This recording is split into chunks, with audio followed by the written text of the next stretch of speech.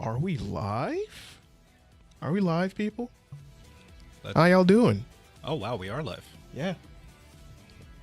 My God, why does it seem like I am like so far away? Could you adjust my camera? Oh, my God. No, it's all good. It's all good. It's all good.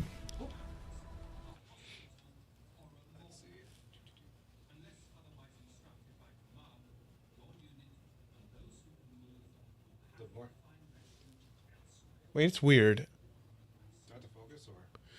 The little selector. Do you see it on? What does it say? Auto. Ooh, change it to the like the movie film thing.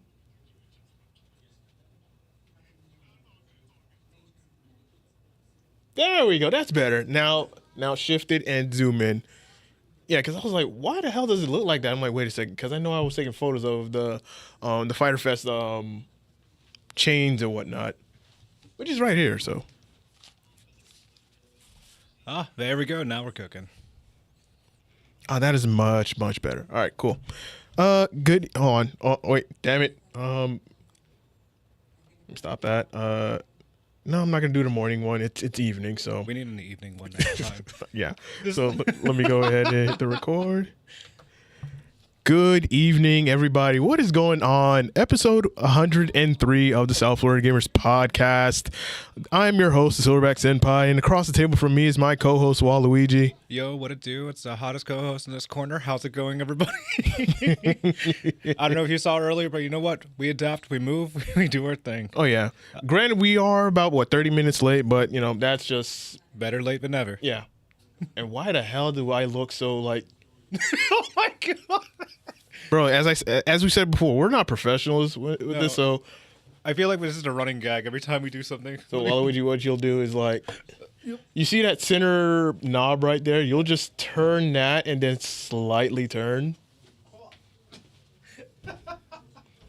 Yeah, we're not professionals, people. As AJ would say. And you would turn it... Yeah, turn it. Turn... Perfect. It should have you in front. Wait, turn it a little bit to the opposite. That's good. That's good. Perfect. But listen, we appreciate y'all for coming through as always, checking us out, seeing the shenanigans as usual. Out. Let's see how I look in this thing. As I said before, we're not professionals.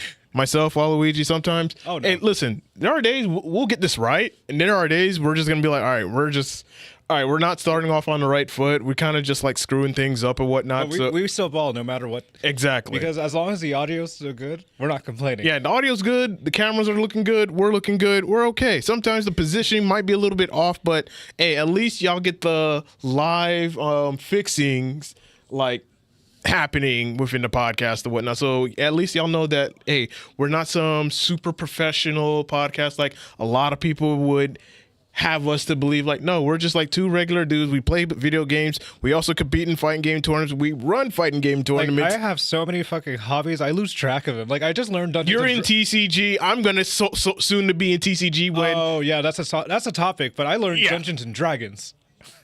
I literally picked up Dungeons and Dragons 2 weeks ago, and I got forced against my will to join an 8-man campaign. Oh no. Oh yes, it's fun. There's nothing normal about us, and you can tell that we have our own personalities, and it's all within the topics of gaming. Yeah. And are you ready to start the subjects? Yes, I'm ready to start the subjects. And the first one is, my God.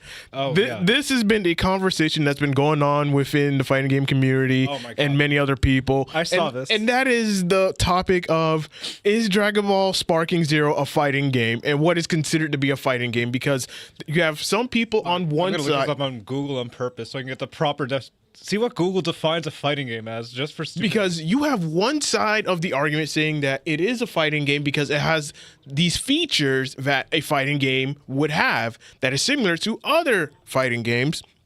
And then you have some of the other crowd side are saying that, well, it's not a fighting game. It's a fighter, but it's not a fighting game. What kind of logic is that? Somebody Google explain that to me. I fucking hate AI. Because the AI overview for Google is a fighting game is a type of action game where two or more characters fight each other on screen. I'm like, you're not wrong, but the way it's worded out. Yeah. because it's not like your typical Street Fighter. It's not your typical Tekken. Right, It's like more- Sparking Zero to me is, yeah, it is an arena fighter, but it's still a fighting game Yeah. because the fact that it still has features that fighting games have, compared, like, for instance, a life bar. It has a life bar. You have a meter number bar, like Yeah. 1, 2, 3, 4, 5, 6, so on and so forth. Yeah. You have characters, numerous characters. You can have which do 1v1 battles, and then of course you have like 5v5 team battles, but it's just one at a time. and you have unique movements, which Exactly. is now like a whole different subject in fighting games. Yeah. We don't So Dragon Ball Sparking Zero has these features that makes it a fighting game, but you have people on the opposite side are saying that, well, it's not a fighting game. But here's the thing. Fighting games have evolved over the years Yes. to the point where there are subsection categories within fighting games. God, You have your 2D fighting games like Street Fighter, Guilty Gear, Mortal Kombat, Blaze Blue, the list goes on. You even have Sam Show, and then you have 3D fighters like Virtual Fighter. Virtual Fighter, have Tekken, Soul Tekken. Calibur, Then Bloody there's a Roar. scene for fucking Def Jam. Let's not forget that. Yeah, And but it's not Def Jam would consider as a arena fighter, though. Yes, it is. 3D concept as well, which still throws people off. Yeah. You have the Naruto Storm series, You have which Bloody is Roar as well. I mentioned Bloody Roar because it's still it's in the same category as Virtua Fighter, Tekken, and Soul Calibur. Like that's its one category as a 3D fighter. Like fighting games have evolved over the years, over the decades, that there are subcategories of different fighters. Smash, another bigger controversy is some people are saying Smash is not a fighting game. It's a party game. Yes. It's what Sakurai literally made it into, which is the most funniest. It's a party game, yes, but it's also a platform fighting game Yes. because the fact that now you have other platform fighting games that are mimicking the same Rivals element. of Aether, you have Brawlhalla, Rivals of Aether 2. I'm not sure what else is, but I feel like Multiverses. yes, I forgot about that. Multiverses and Nickelodeon All Stars Brawl 1 and Yes. 2. So you have platform fighters, so it's just like, It's a very diverse category. yeah, so fighting games are very diverse. And you have, as I said, you have all these subsections within the fighting game genre because fighting games is a genre in itself. And under that genre, you have a lot of subcategories.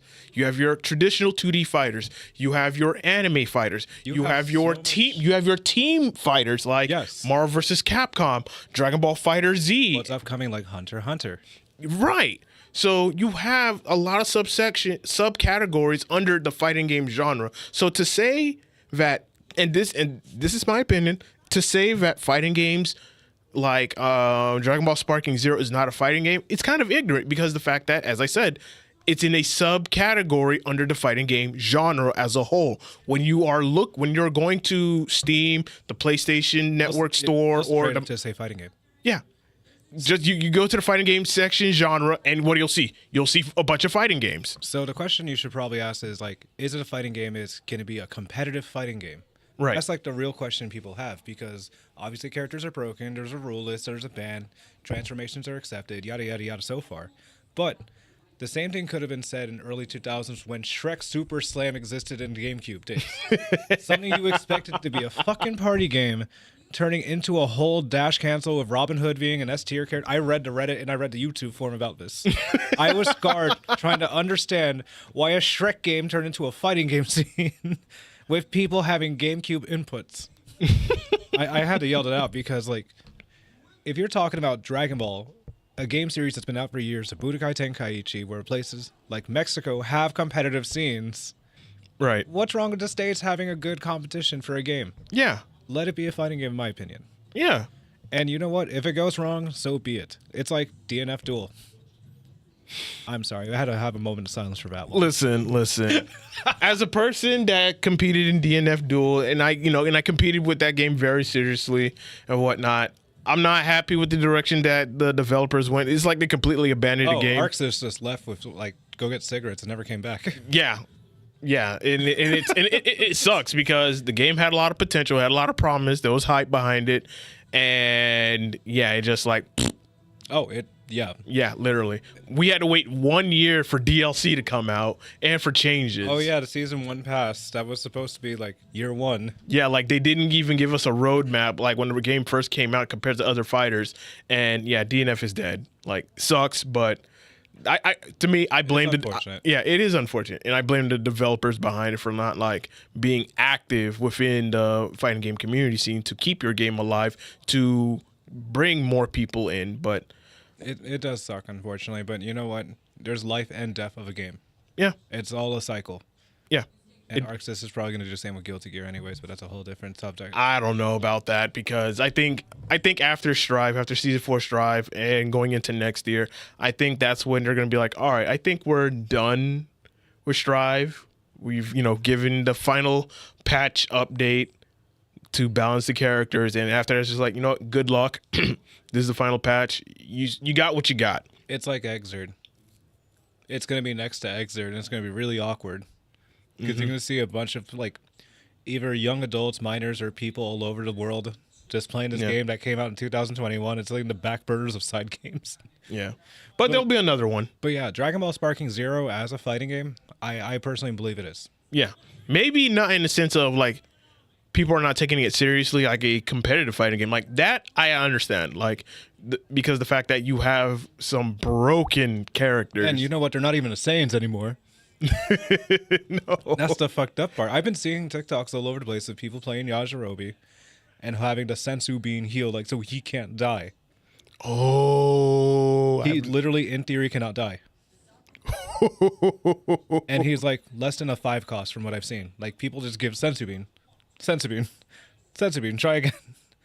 Oh, that is nasty. Yeah, I'm surprised you didn't hear about this. No, I didn't. Like, I've been seeing like TikToks and reels of Dragon Ball Sparking Zero.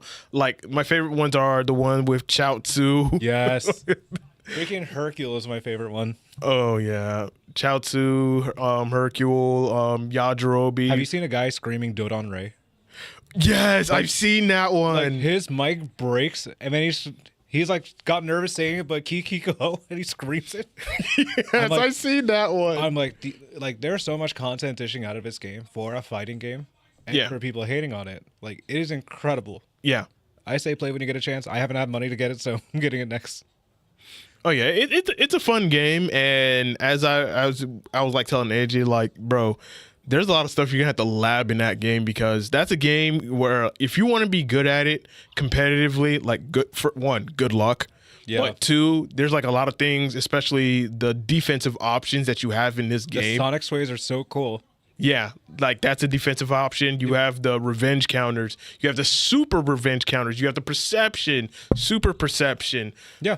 You have counter over counter. And then you have the vanishing, you have the movement. Like, there's a lot of versatility in a fighting game like this that isn't out there.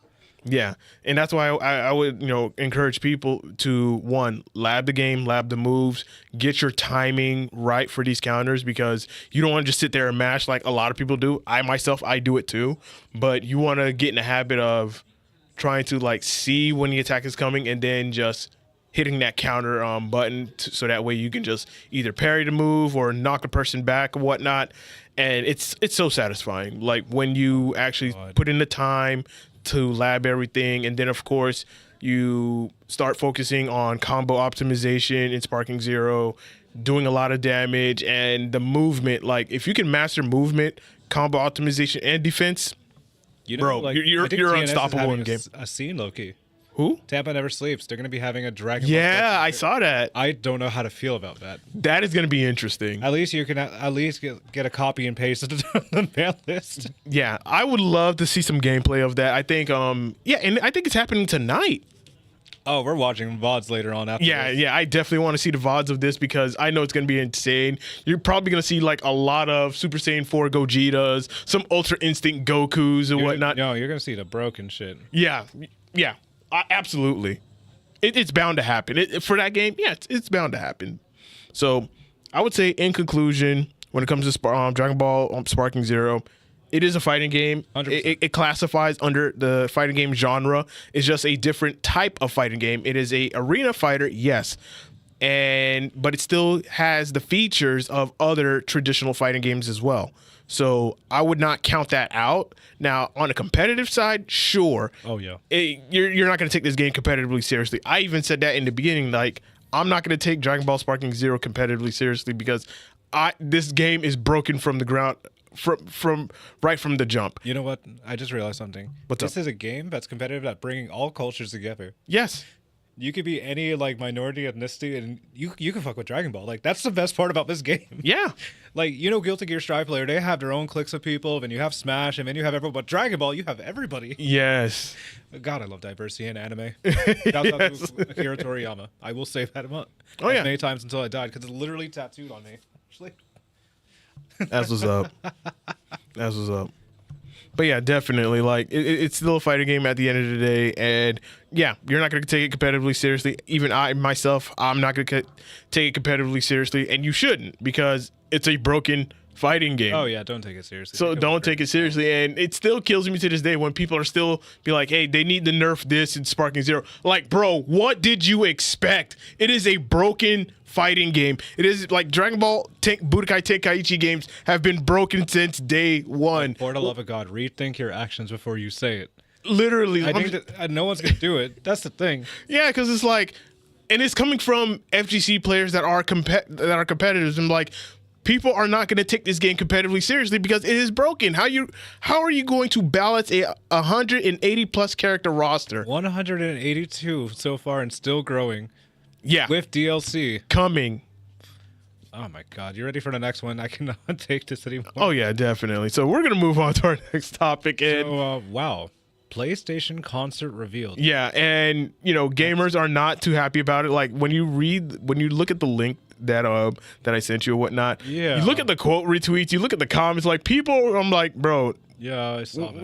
We're not wanting this. It sounds like a lot of money for just standing there with a bunch of other sweaty gamers. Yeah, and then when you look at the screen and you see these characters, it's like this just lets people know that you guys do not have like a lot of exclusive games because these are the IPs that you're just banking on.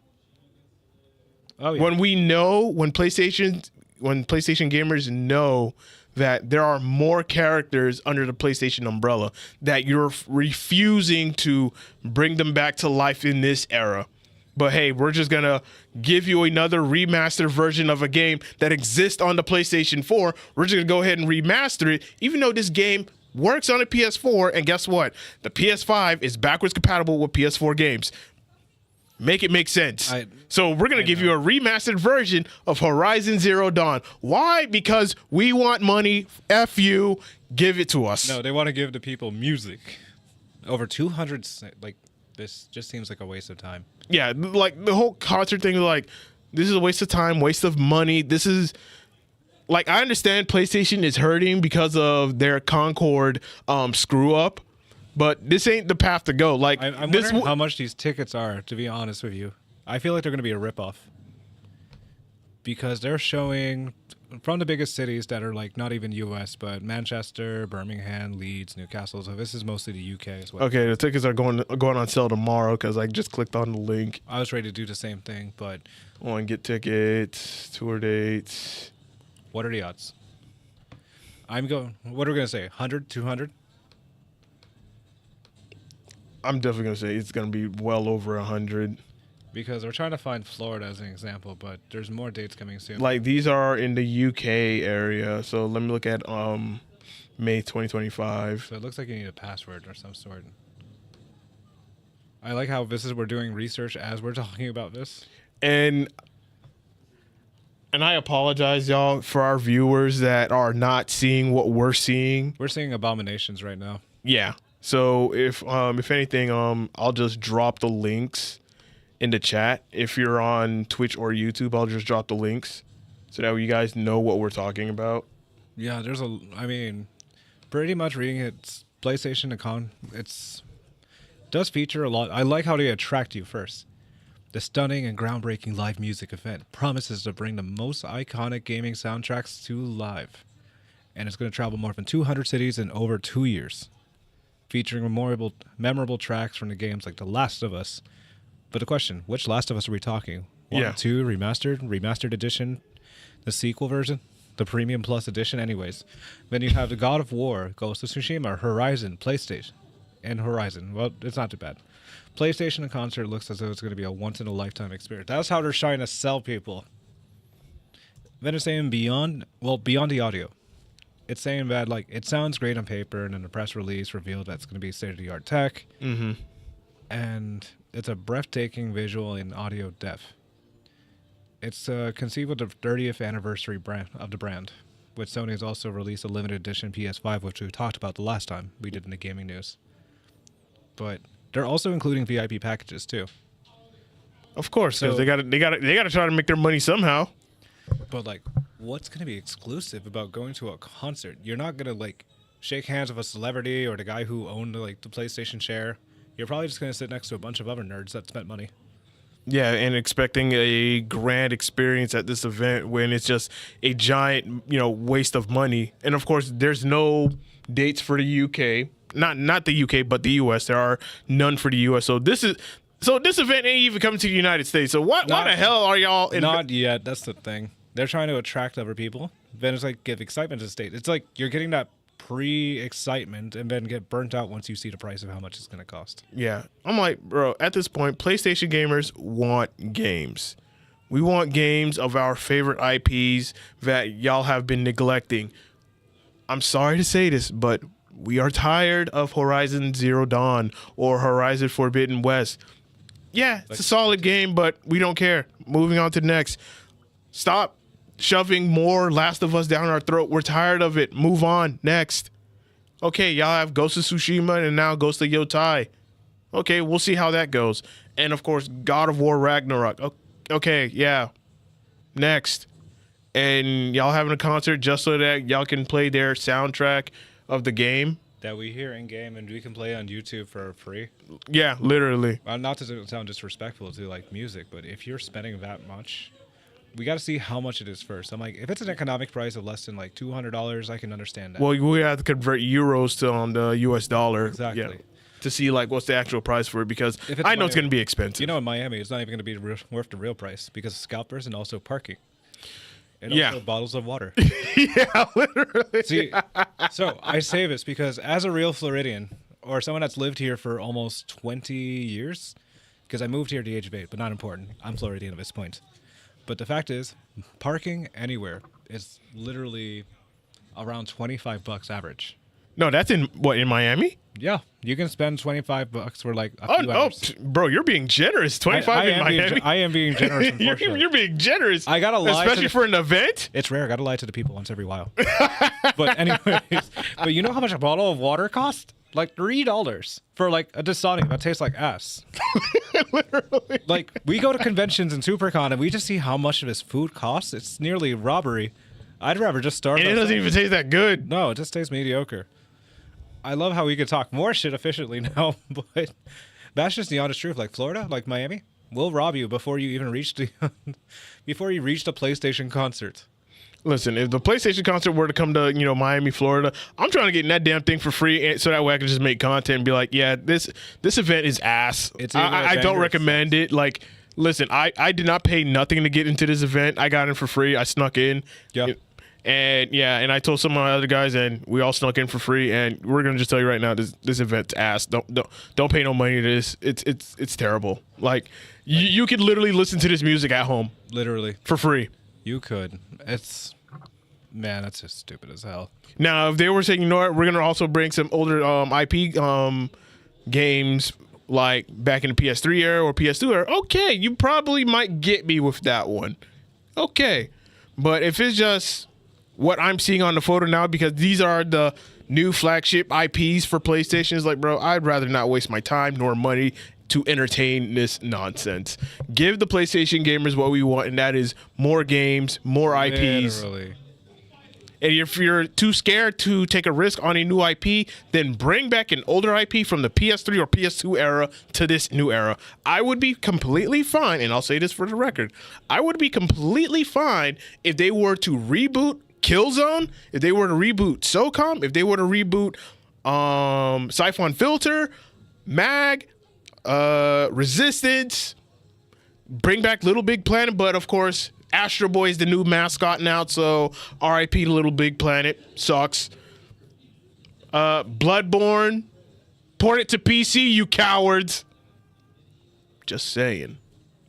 Literally. The Order 1886, which was very underrated, and it was screaming for multiplayer co-op, but we didn't get the sequel. And of course, the studio that made The Order 1886 is no longer with us. So it's just like, PlayStation, what the hell are you doing? Oh, and Japan Studios, one of the main developers for most of the games under the PlayStation library back in the PS4 era, yeah, they're gone too. So we're never going to get Bloodborne on PC. Thanks, PlayStation. Now, moving on to the next topic. So, which one are we talking about? Warhammer or Gundam? We'll talk about the Gundam TCG. So, wow, this is the most excitement I've seen out of you in a card game since I've known you. Yeah. So, And Gundam TCG is a thing. And I'm very interested in it because I'm a fan of Gundam. I've been watching Gundam since I was young little kid, whatnot. And of course, the very first one is G Gundam. You probably see me on social media telling people, go watch G Gundam. I had my little moment at CEO when I was, on stream or whatnot, and I'm playing, Burning Gundam, Domon Kashu, getting ready to turn up or whatnot. Yeah. But anyway, yeah, go watch G Gundam. Yeah, so... Go watch G Gundam. I definitely recommend it. But going back to the Gundam TCG, this is a new thing that's coming out, and right now it's going to be in the beta phase. So I'm reading the card types and trying to break it down to One Piece terms or certain card game terminologies, but go for it. So for the Gundams, there are certain cards with abilities or vanillas, meaning they just have a specific attack power and a health, or how much cost it does to be summoned. Then you have pilots, and it looks like it's with this specific Gundam that gives it a specific ability. Suletta Mercury is an example. And I'm trying to read each ability and clip. And command grabs or command cards are certain events. Sorry, fighting games. But command cards are one-time use cards that can give you advantage in the battle. So it gives you some kind of ability, but in exchange for cost. Then you have base cards, which are more to protect. It looks like to protect your shielding of such sorts. Then I'm looking at the placemat. This is all on Gundam/GCG.com. There's a whole play guide explaining, but it looks like you have lives, and I believe it's 6 cards on the top of your deck. Then you have a base. It breaks it down very nicely, actually. It's $70 for the... What is it? $69. Nice for the beta edition. Yeah, and there was actually There's 2 waves that's been sold out twice. Yeah. Yesterday, I was off, and I was waiting for it. Couldn't even get it. It was the moment that I had the opportunity to get it, I couldn't even get it. It was that hard, and it sold out quick. I would say within the first 5 minutes, sold out. I know nobody who bought it. Neither do I, and I know here at the arcade, there are a group of people who are Gundam fanatics, and they're gonna find a way. And they're excited for it. So they're gonna find a way to get it before you know. Oh, yeah. Gundam nerds. Oh, yeah. And for me, being a fan of Gundam and the Gundam series and whatnot, and I'm looking at the cards, I'm like, I know they're going to do G Gundam. I know they are. And that's going to be the deck that I'm going to have. I'm going to have a G Gundam deck. I'm going to have Burning Gundam. I'm going to have Shining Gundam. I'm going to have Dark Gundam. Master Gundam. Bolt Gundam. Who else? Dragon Gundam. And then you're Gundam Maxter. And then you got to get the pilots, too.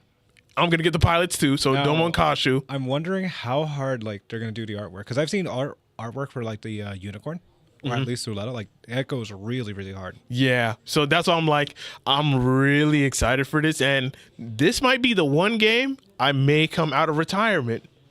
Oh no, we're going to be broke again. Yes, I can't keep investing in these hobbies, bro. If you donate to the podcast, it's going to a great cause. Yes, please. If you're watching this via Twitch, subscribe. I'm gonna need the extra. I'm gonna need the extra cash. We're just trying not to get into OnlyFans, just getting lists for gameplay. I can't say that with a straight face. I tried. Oh Lord. But yeah, it looks like it has great potential. It looks like there's going to be a good result, because there's another card game that's based off of anime that seems to be a little bit sluggish right now, but it's still in the incline, called Union Arena. Yeah, I've heard about that. It's a new card game. Basically, you have your color codes, and they're locked into a series. Meaning, it's not like you can get one card from a different section that's super powerful into another. It all stays within the same group. Interesting. They have Ichigo as the leader. They have Kurapika, Gon. Then they have, I keep forgetting his name. Watch or Yawatch or the. You have. There we go. They have him as well, but then they have alternate variations of each card, which all cards equal costing more money because they look like fancy art Yeah. that you'd rather buy than like what we did back then. Yeah. I like what we did back then as a joke because you remember when people used to buy JPEGs and shit. Yep. Good times. Very good times. But the looks of it is there's potential in this game. It looks like a very active community, but the rules are very simple. Like you need 10 resources and tokens and damage counters such as dice, and they have dice explaining this. Then you have your deck, 50 cards. But like the constructs are very simple. Unit, pilot, base, and then command. It looks really, really easy. Holy shoosh. Yeah, that's why I said, that's why I said I'm very excited for it, because Gundam has been around for years, since the late 70s. So it's been around before I even came into existence. So before I was even a thought. so I'm excited for it. I can't wait for the full game to release, and I know it's going to be supported like day one like crazy, because you have a lot of people who are, Gundam enthusiasts. They collect, they'll buy Gundam merch or whatnot. And now with TCG being into it, like, I can't wait for it, because there's going to be cards that I know I'm going to specifically go for. And I'm also... Your alt hunting is what that tells me. Yeah. Because a lot of my friends and I do that. We trade each other alts if we're looking for a specific build or we're trying to make a master collection. Me, I'm just going to be a gambling addict and opening it. And get hated on. Yeah. But this is going to be like my new crack, because I'm currently playing, 4 gacha games or whatnot, but I don't... Yeah, no, it's a gacha wallet IRL.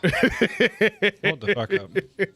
I'm like, man, just when I thought that, you know what, I'm like done with TCG, I'm not coming back to Yu-Gi-Oh! Ever again, because that game has completely evolved and changed from the time that, myself and my brother and some of my friends that we got into it and whatnot. Like, Yu-Gi-Oh's completely changed. And I'm like, you know what, I'm good. And with cards actually know what they're doing with certain IPs, but then they leave other IPs behind, like Dragon Ball. Like, they don't even know what the hell to do with Dragon Ball, but it's still a thing. Yeah. Man, Don't get me started with One Piece. I know it's still new. I know nothing of that, and I know that that is just growing, and I would say they're on the 10th installment right now in Japan, or they're prepping for it. Oh wow. Yeah, they're on the 10th set, and we're currently in the States on the 8th. We're always a little behind by Japan. Interesting. And they're introducing new cards that are like ground shaking or leaders, like Usopp. Don't ask me why Usopp's a broken character now. But it's going to make me hate the color that he's with, and it's going to make me look like I'm controversial again. But anyways, so enough about TCG. I'm looking forward to it. Looks like we're going to have a great scene. We got to talk about this afterwards, or at least the release. Yeah, like that's the one thing I'm waiting for. Hopefully I can get my hands on one of the, beta release decks or whatnot. Hopefully. If not, that's cool. God. We got to do a pack opening ASMR here. Oh, yeah. If not, it's cool, because once it's, finally out and, finally available... Then a pack opening to retailers, and I already know Flynn's will definitely have Gundam TCG here, so I'm excited for that. So when that happens, I'll be ready. I'll be here day one. And with that, as I said before, like, I thought I was like completely done with TCG, because as I said, Yu-Gi-Oh! I was in it heavily, and then after so many years and so many changes and new changes, I was like, you know what, I'm done. Magic kind of never got into it. Pokemon, I stopped playing Pokemon TCG. Oh, yeah. I think even Pokemon players stopped playing Pokemon. I would say I stopped playing Pokemon TCG when Yu-Gi-Oh came out, and that was like, and I would say I was in my teenage years. Yeah, that's when I like completely stopped playing Pokemon. What else? What did TCG before we move on? Digimon. Oh yeah. Digimon was the most inconsistent one. As much as I am a fan of the Digimon series, the TCG part was so damn inconsistent. Like, oh, I bet. It was so inconsistent because they kept changing it so much, and I'm just like, what y'all had in the beginning was so good, but y'all have changed it so much to the point where it's like, I've lost interest. And I decided to move on. And I was like, I'll just go with Pokemon, fine, whatever. And then Yu-Gi-Oh came out along with the TV series, and I got hooked onto that. Played Yu-Gi-Oh a lot, and it was a good time. And then I completely retired the game because they kept changing stuff, and Synchro Summon became a thing, and I was like, yeah, I'm out. So that's my lore when it comes to TCG. But with Gundam, I'm coming back to TCG. Oh boy. And now, as an adult, that means I have adult money. I get to buy shit like this. Yes. You're following the path that Herbs and I did like 2 years ago. And that's why I'm in micro debt, but that's not important. That is not. So what's the next stuff? Our next topic is Warhammer Space Marine 2 gets new updates, and I'm actually excited for it because I was reading Druvis actually, and this is like serious. Like they actually took their time. Yeah, and this was like this was 16 hours ago. They did not waste a single like dime or like a minute. Yeah, so we're getting to face a new enemy. We're also getting a new difficulty.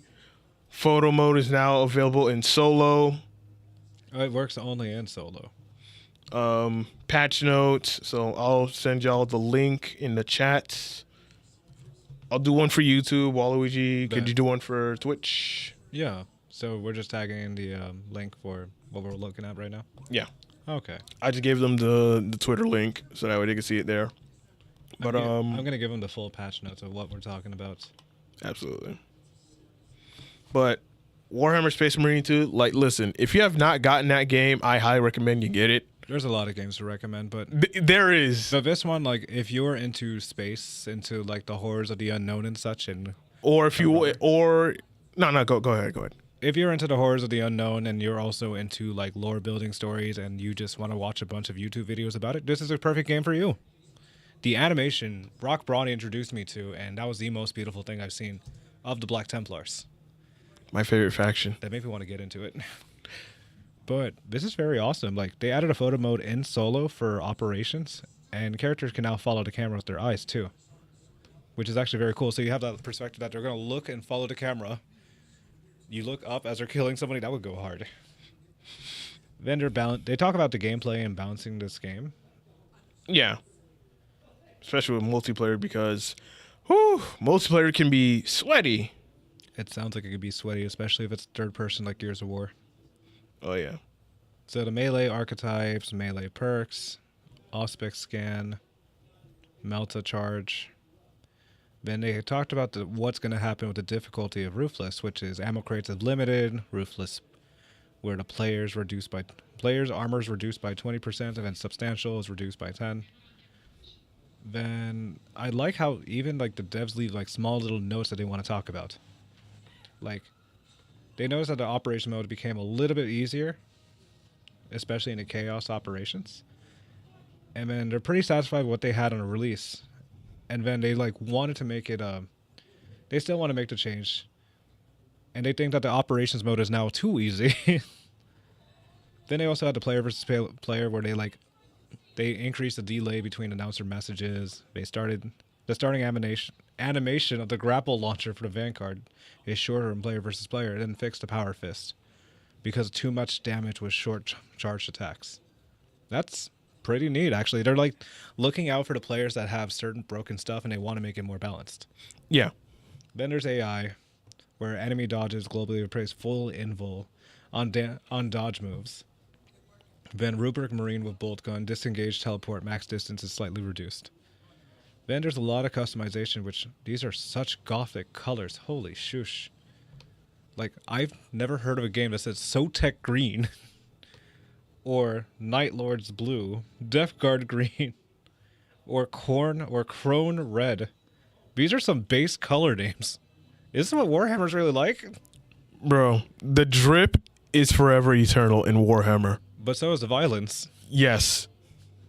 The drip, bro, you listen.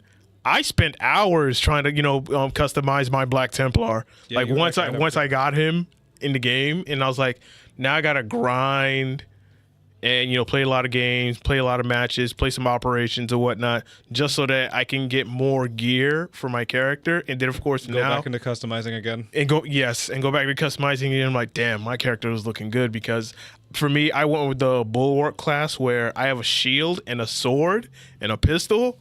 And bro, I'm all melee. It's just like, you know what?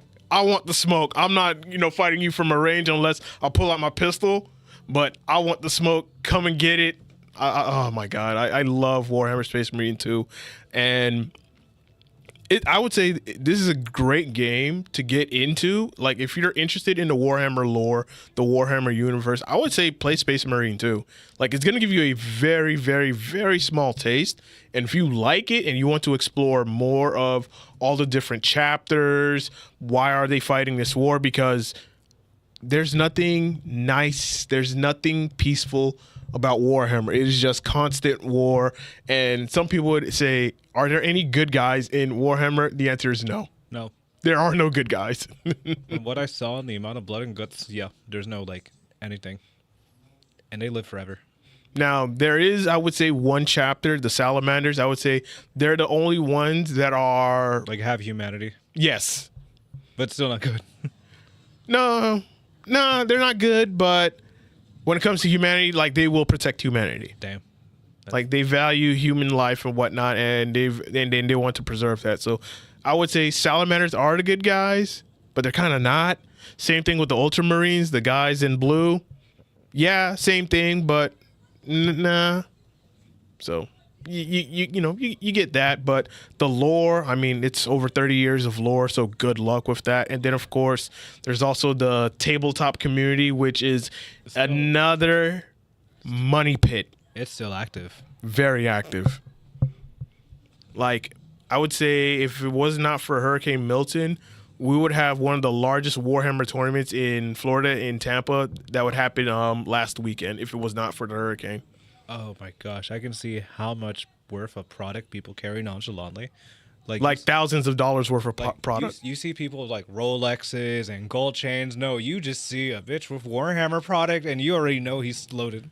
If you see a guy that has a huge army of just miniatures and whatnot, and then of course you also see the big ones, like the big walking Titan mechs and whatnot, you be like, oh, that's nothing. No, that guy spent a lot of money. Yeah. Over $1,000. That's 3 ways of saying you're broke.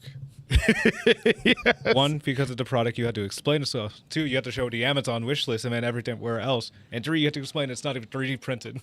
Yeah. Because and you got to paint them, and that takes time and money.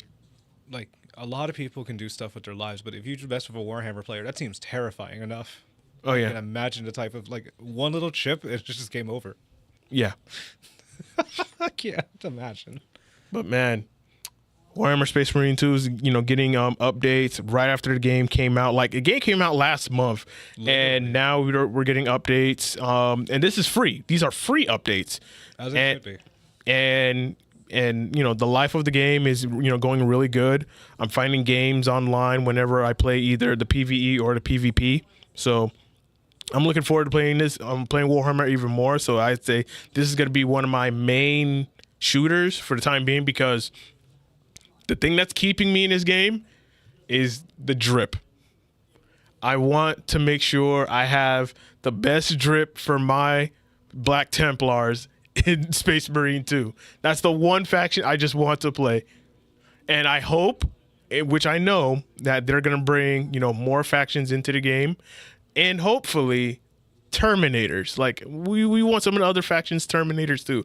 Give us some Terminators, please and thank you. Please and thank you. I love that. For the Emperor. Yes. But with the next topic, it's a short one, but still, it's a lot to process. But Bandai Namco layoffs. Yeah. It's very interesting that Dragon Ball Sparking Zero, we're talking about this again. I am so sorry, folks. You're going to hear this for a while longer. And yeah, they sold 3 million units in less than 24 hours when it's on day 1 of release. You never hear a game do that as often. You can hear it, but not as often. You can say maybe 1 million copies, 2 million, but 3 million right off the bat. They managed to do it. But what's crazy is, and it's the player count for is ridiculous. over 120,000 concurrent players. And then there's someone that wrote a Bloomberg. Thank God for the guy that summarized it, because Bloomberg is always paywalled. Fuck him anyways. Yeah. But supposedly Bandai has been doing this thing called Odashibeya, or expulsion rooms, to pressure employees into resigning voluntarily. So if this is a rumor, we can't say if it's 100% claimed, but that's like, the more you read it, it's insane, because they're trying to give people bullshit tasks on not to do anything. They're like doing anything but the actual work, which is causing people to quit. Yeah. So it's like, hey, suffer what we have now for you, or you can just sign up. You can just sign off and we won't pay you. Is what it looks like. And so far, 200 employees have been moved to each room, with 100 already resigned. And then someone wrote an example saying like, hey, the discontinued games are based off of comprehensive assessments on the situation, and some employees may need to wait a certain amount of time before they're assigned to their next project. But they do move forward with assignments as new projects emerge. There's no organization. There's no org like what they say the concurrent rooms or the expulsion rooms. Some people I think it's like a psyops is what they're trying to say. Like, hey, there's no such thing as boss thing saying, like the easiest terms I can say. Right. But it looks like they're canceling a bunch of other games. Yeah, and within the article it also says like they canceled a One Piece project and a Naruto project as well. Like we're not gonna know what those games would entail to, but it sounds like another like Ninja Storm collections and some kind of probably another Naruto Storm game. And I think with the success of Sparking Zero, maybe they're just like, you know what? Maybe we need to go back to the drawing board and do something a little bit different, so that way we can replicate the success that we have with Sparking Zero and try to make sure that with these other IPs that we have under our umbrella, we try to do the same. They try to maintain it, because besides that, there's Dragon Ball FighterZ, and there's also, what else is another relevant game besides Sparking Zero? Like Bandai Namco has Tekken as well, yeah. Like, as I said, they got a lot of IPs under their belt, and probably they're just, I would say, I look at this as they're probably restructuring like their whole business model and trying to change some things up, because some ideas they probably thought they were going to go with, now it's like, you know what, let's change course, let's do something different and whatnot. And yeah, when things like that happen, yeah, it's going to frustrate the people at the lower level, because now it's like, we've worked so hard to go in this one direction. Now all of a sudden we got to go in another direction like ASAP, because literally it's shifting away, but wonder what kind of potential that they're missing. Yeah. But it looks like they're not missing, but vendors also decided cancellations of the Blue Protocol, Tales of Rays, and it's asking like there's more layoffs being happening and projects being halted. The question is, what is going to happen with Bandai Namco? I think they're going to still be. They're not going to go out of business. That's one thing. Oh no, they're never going out of business. They're not going to go out of business. That's one thing for sure, because they house a lot of IPs, especially a lot of JRPGs. So they're going to be okay. It's just the situation with some of their games that they feel like, you know what, it's not going to work out, or probably they need to change their business model. Of course, that's going to affect everybody under the umbrella. So there is going to be some changes that's going to happen that we're not seeing, but they're probably taking effect right now. And now it's going to tell everyone or allow everyone to be like, now we got to move in a different direction from here on out, because what we originally thought in the beginning would be the direction, but it's just like, now we're going to, change course. And, and as I said before, people at the bottom level, they're just going to have to go with the flow. Even though they've already put in their time and their effort into going in this one direction, now they got to go a different direction. Because now they're putting their time off, unfortunately. Yeah. It's heartbreaking to see a lot of people putting in their blood, sweat, and tears for such a great game like Sparking Zero. Right. And more potential to keep cooking, making more games, and getting a profit, feeding their families and such. But I hope the people laid off, they're able to find other companies to work for and do better. Yeah. Than what they were just treated for with Bandai Namco. Yeah. Hopefully it's a misunderstanding. Hopefully they can be compensated and taken care of. But if not, fuck Bandai Namco. But we're still going to play the game, sadly, because that's just us. Yeah. Because Bandai Namco, they do make quality games. I'm not going to... That is something we're not going to deny. It's not like a Blizzard situation, no. At least. It's not like a Blizzard where they kind of just laid off a shit ton of people like Microsoft, and then they had all these allegations. It's just business is dropping for some reason, and they're trying to trim fat. Yeah. That's what I see it as. I could be mistaken. Perception is always different, but if you guys are looking at the VODs or the future, or if you guys stumble across this, what do you guys think is going on with Bandai Namco? Yeah. Give us your thoughts. We would like to know. With that being said, are you ready for the next one? Yep, and it's our last topic, and that is former PlayStation CEO says AA gaming is gone, and that's a threat to the ecosystem going forward. And I disagree. I do too. I don't think AA gaming is gone. I think AAA gaming. I think gamers realize that AAA gaming is just very bloated, and it's becoming a scam, is what it looks. Yeah, and it's like it's a smoke and mirror. It's all smoke and mirrors, and you're over delivering, and it's not and underperforming. Oh yeah. If that makes any sense. It's sounding more generic the more you play. Yeah. Because you know how many Samurai Night games you could run? You know how many fighting games there are that you can make sequels for and remixes of other games or remastered versions? Yeah. It's like you can bring the same AAA game and still serve the same way, and people are going to eat it up and realize, this is bad. Yeah. Like, Ubisoft is known for that too when they did Assassin's Creed Remastered. Then there's also other games. Like, they need to bring back certain gaming IPs, and we've been talking about this nonstop. Yeah. Like, if you want to make a good game, or at least want to get some time, remake games you haven't touched already. Like, I know they haven't really touched much of Dishonored. The Assassin's Creed franchise is probably practically cooked, is what I have a feeling for. They can at least try to catch up on some older IPs from other companies. Like, how many companies does Sony merge with? A lot. I'd have to. There's a pie chart somewhere on. I feel like we need to get that pie chart later on. Yeah, we got to get that pie chart later. But there's a pie chart of like every gaming corporation and all the gaming studios that they all own and whatnot, and it's just like one big huge circle. Because I don't want to say the wrong game for the wrong company, because that's gonna make us look silly. But hey, it's okay to be silly and at least be called out respectfully. Yeah, so I have to find it and look for it or whatnot. That's gonna be a fun little topic where you just have like 3 different IPs that should come back, and see like what games would actually look better for a remastered. Yeah, definitely. We're just giving them free advertisement at this point, or free access to give them ideas to be more original. Well, not original, but bring back old school stuff. If you could bring Sparking Zero, because Budokai Tenkaichi has been over 20 years or 15 years? Over 15. Over 15 years, they brought back a game with the original IP and everything. That's perfect. You have more potential. There's Jack and Dexter. Like, older PlayStation games can be brought back to life or revamped, because it's always nice to have a newer look, like the Metal Gear Solid series. Yeah. But if you're bringing back the same game that you brought back less than 2-3 years ago, that's not even a remaster. That's just like an update or a patch note at that point. Yeah. I do want to touch up on this topic that in the article it says in a conversation with Raw Fury co-founder Gordon Van Dyke at Gamescom Asia, Layden spoke about the problem facing the industry today. He said, "In the past, we spent a lot more time looking at games and not asking, what's your monetization scheme, or what's your recurrent revenue plan, or what's your subscription formula. We asked a simple question: is it fun?" Layden explained that back in the day, the main focus was simply on making games fun, not on how much money they would make. Since it costs less to develop games, studios could take more chances, which allows smaller games to thrive.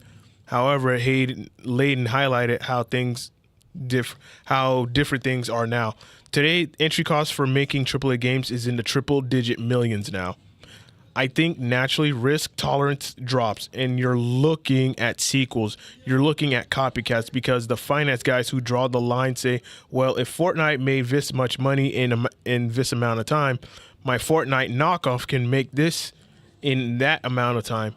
We've seen a collapse of creativity in games today with studio consolidation and high cost of production. Ooh. That I agree with. Yeah. I agree with that point. I can respect that. Because how often do we see a knockoff of one game that was really successful, they knock it off, and now it failed. And now this knockoff of the original game completely failed and bombed. I would say when we looked at, I would say back in the PS4 era, which it's still currently going on, but yeah. PS4 era, I would say in the early days, We saw the rise of battle royale games. Oh my gosh, there's a whole list. I tried a couple of them and I hated them all. See, the one that still has a consistent player base, and not many people will still believe us, but PlayerUnknown Battle or PUBG, PlayerUnknown's Battleground, it still has a consistent base. Yeah.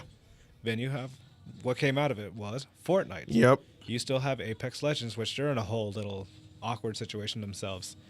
Then games died out like Hyperscape, which is like a cyberpunk version of a battle royale that's first person. Then you had Battlefield 5 that had a battle royale. You had Call of Duty Black Ops 4 Blackout. You had Spellbreak too. You had a magic battle you had royale. Spellbreak. I won my first game and I'm like, this game is not H1Z1. Oh my god, I forgot about that. You have a whole niche, and most of them died out with Fortnite and PlayerUnknown Battlegrounds still living the longest, and that's crazy. Yeah. And the game has the same quality, the low quality. It's all over the Asian server, so it's still relevant, which is scary enough. But yeah, with AAA gaming is in the triple digits now, and as we see that, we see the monetization practices that they do. Like, we're gonna give you this game because it costs us over millions and millions of dollars for us to make. So here's this monetization practice of cut content that we're chopping up and just selling to you, a little bit and whatnot. We'll probably throw in a little expansion pack or some DLC along the line that should have been with the main game since day one to justify the price. It's like a slap on the face after apologizing. You get slapped first and then you apologize. Yeah. And over the time, gamers have come to the realization that most of these AAA games are not worth buying day one because the fact that you feel like you're not getting your money's worth. You feel like you're not having fun with the game, which was the point that he made, is that are we making games where people can have fun, or are people having fun, or is this game fun? Like, if I'm not having fun with said game, then I'm not going to enjoy it. I'm going to be like, no, this game sucks. And if I'm not having fun with this game, then guess what? If there's a sequel to it, I probably may not buy it because I didn't enjoy it unless I see a change. Exactly. Or if there's at least an option for me to play like a beta or a demo version of this game, so that way I can get like a good... We have talked about this too. Like, whatever happened to demos or like alpha... Like, they exist. Demos still exist. It's like not as relevant as they used to be. Yeah. They don't come as suddenly, like, they don't come out like, hey, there's a demo for this. It'll show, like, within a game, like, a pre-order. Or if you're about to purchase a game, like, hey, try this trial version. But you don't see it as much, like, play the demo. Or even in Steam, you just get it wishlist and you wait. Yeah. Oh, man, that sucks. I know on PlayStation, because sometimes I frequent the store every now and then, and I do drop by the demo section, and you'll be surprised to see what games that are demos. And that's what led me to play and try out different JRPGs, because some people don't notice, and here's some tech. Some really underrated gems are in the demos, in the demo section in the PlayStation Store. Some really good underrated gems.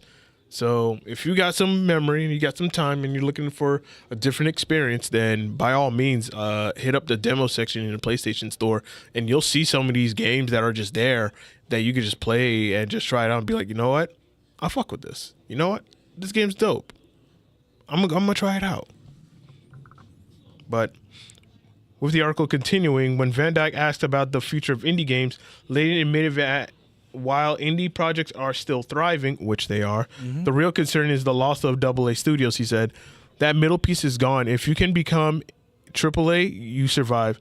Or if you do something interesting in the indie space, you could. But AA is gone, and I think that's a threat to the ecosystem.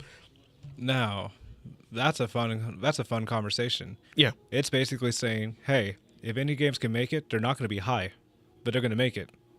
That's low-key just like throwing shade at indie companies and developers and such. It's basically saying, hey, they might be able to thrive, but they're not going to survive. Yeah, they're not going to grow into a AAA, which I think that's... I could believe that, but... Same with me, but... It's very few games that will survive as a AAA or become one out of nowhere. Yeah. Because it takes them time to reach that level of status, and they just have to be dedicated and just...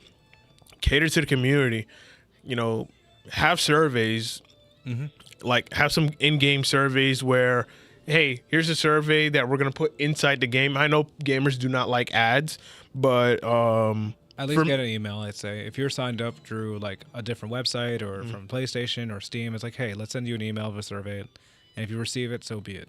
because as y'all know, I play gotcha games, and with Nikkei, they do surveys. Oh, Like you'll see the survey in the game, like right when you log in. with They're- or without the assets. Without the I'm joking. without the assets, but no, they actually do a survey. They do ask the community like, are you enjoying these new features, or or are there features that you would like to see come back, or if we were to do a collab with another IP, which IP do you think would happen or whatnot? Like they do actually do surveys, and I would see it in Reddit threads, Facebook group discussions or whatnot of people answering the surveys, and then when the new update of Nikkei comes, then we see the new updates, and that gets people to not only stay, but They feel noticed. yeah, we feel noticed. We feel like our pleas are being answered or whatnot. Granted, it's the game's not perfect. And it might not be like the one IP you want, but at least other people is like, oh shit, they actually listen to a bunch of other people instead of me, but that's okay. Yeah, because it's with these in-game surveys that they do where you tap this, like I tap the survey, it'll open like another browser. I fill out the survey, answer the questions or whatnot, give my input, and then submit. And then with it, I get rewarded 300 gems. Cool. I wish it was 3,000, but I'd be greedy. But We're food all giddy for but food for gotcha thought games. or whatnot. But I know one of them was like people wanted like a rerun of limited characters because they missed out on an opportunity to draw for these limited characters that you only could get for a limited amount of time, and they did a rerun with the summer characters and the winter season characters and whatnot. So they do listen. They see that people are enjoying the story mode. We want more story mode because the fact that the lore is very depressing. It is very dark. Despite the fan service, I would say this.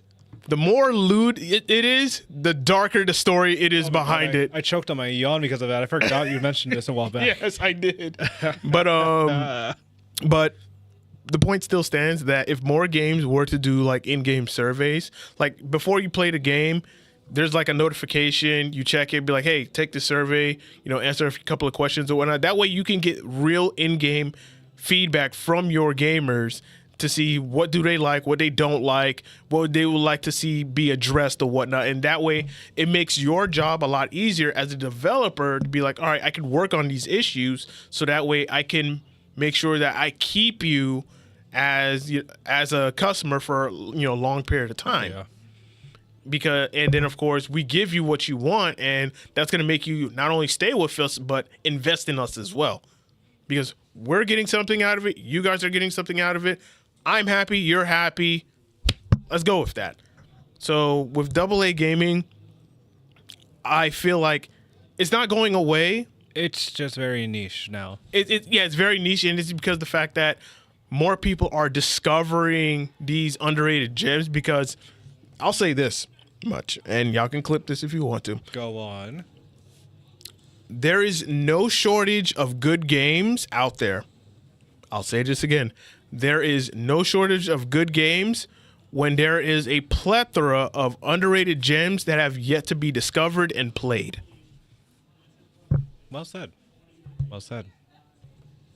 No shortage. There's no shortage of good games because there's a lot of underrated games that people have just not played or discovered yet.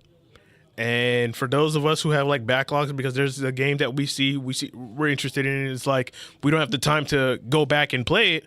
But if we do have that time, shit, I'll play it. I'll pick it up. I'll play some of my games that I put on a backlog or whatnot and enjoy it. So You know what? I would say this. There's only a shortage of games if you don't find it yourself. yeah, I'll say it one more time. There is a shortage of games if you don't find it yourself. That means you're lazy, you have no effort, and you just stick with what people tell you. When you can look it up yourself and listen to YouTube, there's so much content you could find. There is no excuse to find a good game, or at least find a game that you can put your own opinion in and be your own person. Okay. Tweet sent. Yeah, man. It's like AA. It's gonna stay, and the people who are succeeding in that middle ground, they're gonna find success as long as they cater to gamers. The gamers are gonna make sure that they become successful for years down the road. Because guess what? The people from Software, there was a AA game. Dark Souls wasn't that very popular. Yeah. And look where it's at now. Literally, I saw that and I was shocked myself. I didn't know it was a niche game. Yeah, it was a very niche game, and look what had happened now. It got very popular. They blew up. They became very successful to the point where now even other action adventure RPG games are copying the Dark Souls series. They're copying some of the things that Souls-like concepts, which is dodging mechanics and one-shots and heavy bosses. Oh, what's up, Pico? Yeah. I just saw Pico on YouTube. I just want to say hi. Hey, what's up? But yeah, some people can get inspiration, but if you straight up copy something, it's not your game. You're just introducing other people to bring back to a different game. Yeah. I mean, that's just my hot take personally. Because some people, it's cool to copy people's movements or how they operate in certain mechanics. Like Souls, like you can have inspiration, Battle Royale, but as long as you give the game a good quality, I say it can be in your own opinion. I mean, I'm not gonna say it's the best game, but I'm just gonna say it's a game you can try out if you like similar things, and you see some relatability. Like hack and slashes, like Devil May Cry is a good example, and Bayonetta. Oh yeah, like look at it's similar concepts, but two different games completely. Like even Devil May Cry, like when the very first one when it came out, and that became a success. Then you have Devil May Cry 2, which was, we're not going to talk about that, and then you have Devil May Cry 3 that just completely blew up, and then it also had 4, I think. No. I'm talking like from back in the PS2 era because. Oh yeah. My bad. No, you're fine because then you have Devil May Cry 3, and then you have the introduction of God of War. Yes. Which was completely different, but it's another hack and slash game, and that blew up, and that led to. Games have been out for so long. The more you think about it. Yeah, and then that gave us God of War 2, and then boom, PS3 comes. We got God of War 3. We got Devil May Cry 4.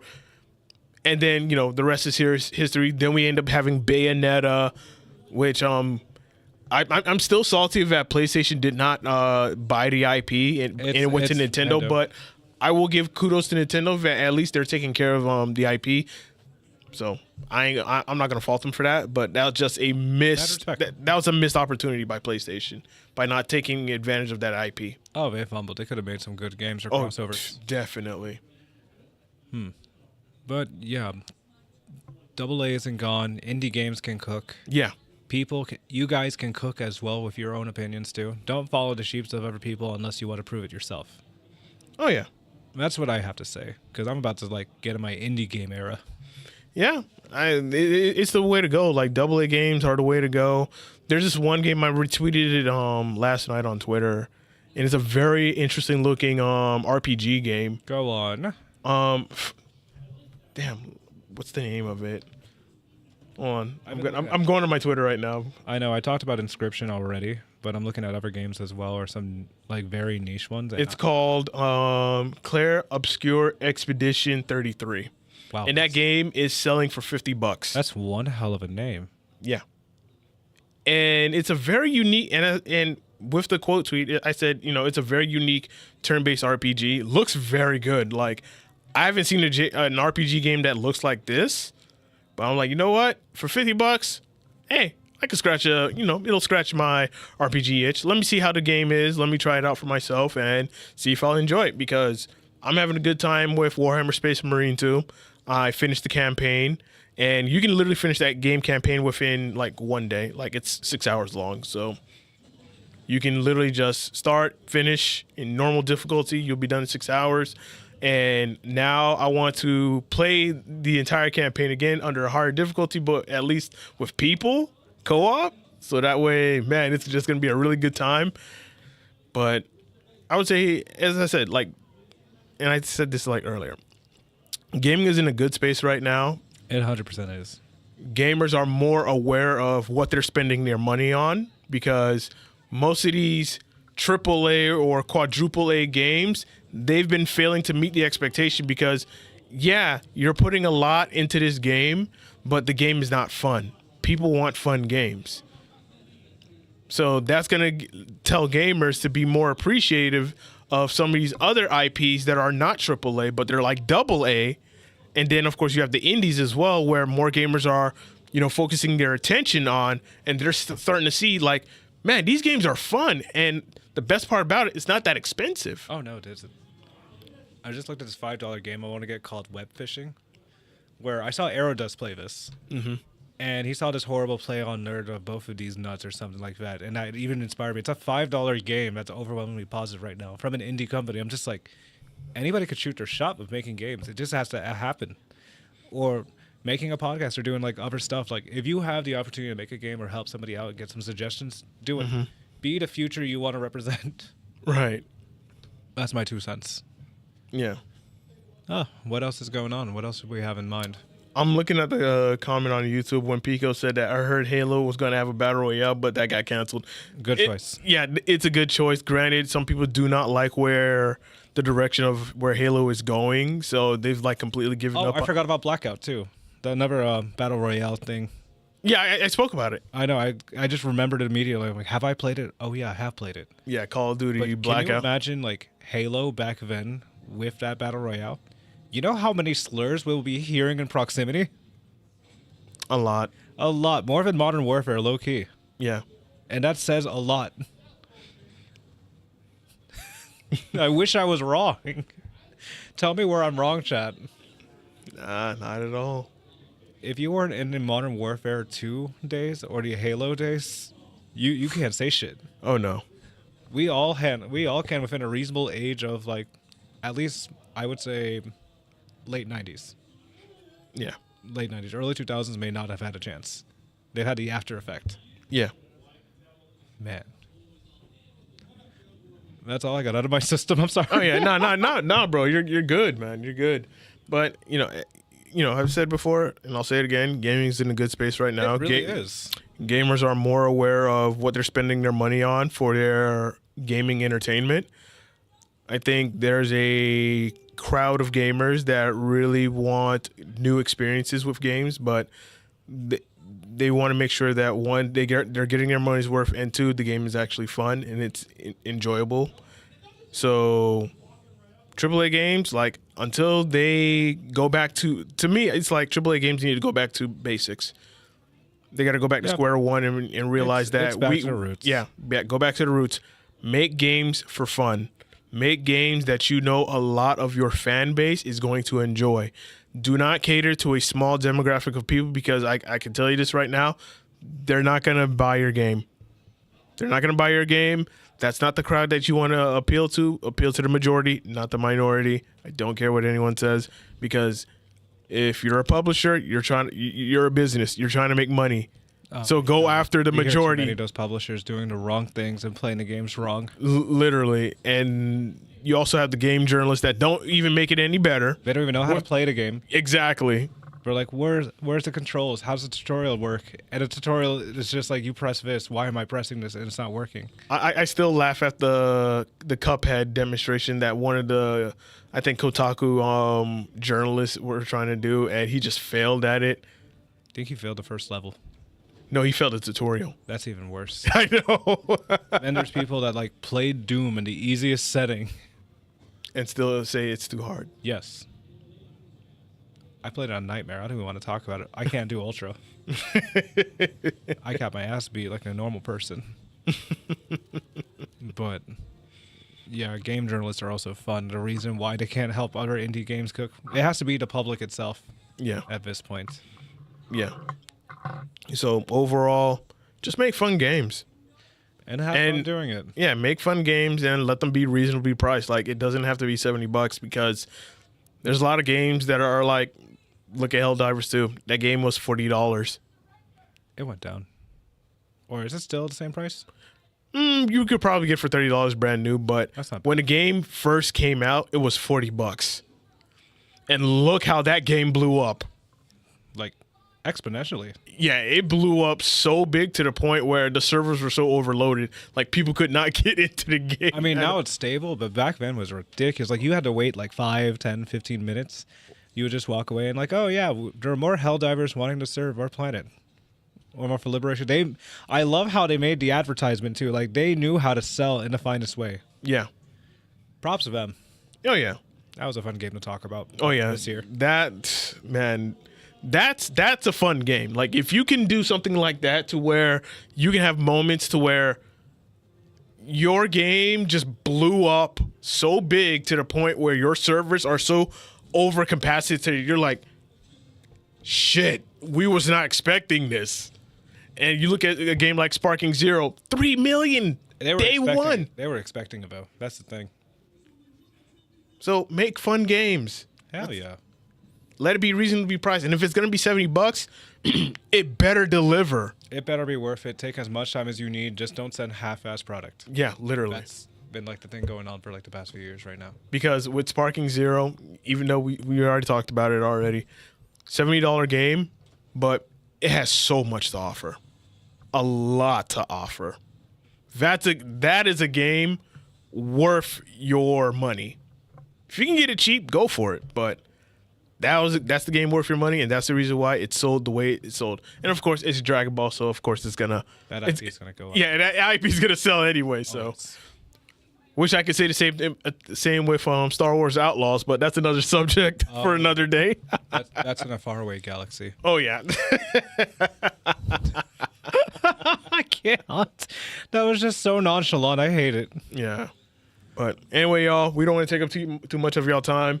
As I said, our gaming topic episodes are usually short. Yeah. And, short to the point. And then, of course, Sunday, we're going to try to get a guest in and, have another episode of the podcast. And I might not be here, but AJ and Silver will gladly take over the show if anything. Gotcha. Show must go on. Absolutely. You have anything, last words or any thoughts? Nah, man. Other than, hey, just play games. Oh, hell yeah. Play games. And if you have a PlayStation 5 or a PlayStation 4, hit up the demo section in the PSN. You'll see a lot of underrated gems you've never thought of playing. And it's just like, if one catches your eye and you scroll down, you look at the information, and you see some of the screenshots or whatnot, give it a play. Look it up on YouTube. And if it piques your interest, go for it. Download it. Try it out. Oh, yeah, that's true. You can also look at TikTok's videos or quick little trailers if you have something. I'm trying to think of my last words. Nah, I'm just going to give a shout out to one of my homies, Zandarian, with his girlfriend having an 8-year anniversary. Great people. They've helped me out with One Piece TCG Gaming. Wanted to give him a shout out. He's a huge World of Warcraft fanatic, and I'm going to try to drag him here on one of these episodes, actually. Gotcha. Yeah, shouts out to the man, Zandarian. All love, homie. We got a question from Pico before you head off. Ooh. To answer your stream title, Dragon Ball Sparking Zero is a fighting game, but not in a traditional sense. Yeah, it's not a traditional fighting game. We agreed. Yeah, we agreed. It is a fighting game, but not in a traditional sense, and not in a competitive sense as well, because that game is broken. Oh, hell yeah. It's uber broken. Yeah, so it's in the same. It's under the genre of fighting games, but it's under a different subcategory. So. Other than that, I'm good. You're good. Everyone's here good. People are going to look back in the comments are good. Oh my God, I love this music so much. Yep, this is the outro music, y'all. So we are going to be signing out and, signing off as well. So I'd like to thank y'all for watching and tuning in like always. And, Waluigi, your last thoughts? Oh, sorry, I'm just vibing right now. But guys, whoever's been watching, looking at the playbacks, the clips, the TikTok videos, and everything else, we deeply appreciate it. This is the second episode of our gaming topics, and I'm definitely looking forward to doing more. If you have some news, slide in our DMs, slide in our comments. Don't be afraid. Be bold as you want, as long as it's not too out of pocket. Oh, yeah, definitely. Man, this music be loud. And with myself, as I said before, play games, hit up the demo section, and just have fun. That's all I can say. Just play games, have fun. Sleep well, live in the turtle hermit way. Absolutely. And continue on gaming, y'all. And with that being said, we'll see you guys on the next episode. Y'all stay classy. Peace.